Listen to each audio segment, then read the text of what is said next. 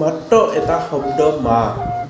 মা শব্দটোত লুকাই আছে প্ৰতিজন সন্তানৰ বাবে সঞ্জীৱনী সুধা। মাতৃৰ স্থান এই পৃথিৱীত কাৰো সৈতে তুলনা নহয়।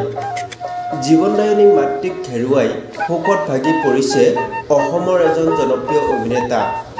কিছুদিনৰ পৰা শাৰীৰিকভাৱে অসুস্থ হৈ থকা জনপ্ৰিয় অভিনেতা ৰাগ ঐনিতমৰ মাতৃ সুবৰ্ণ বৰাৰ মৃত্যু হয়।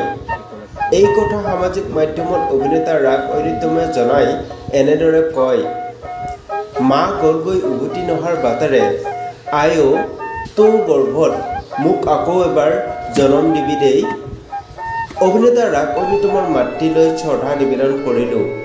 তেওঁৰ আত্মাই স্বৰ্গশান্তি লাভ কৰক।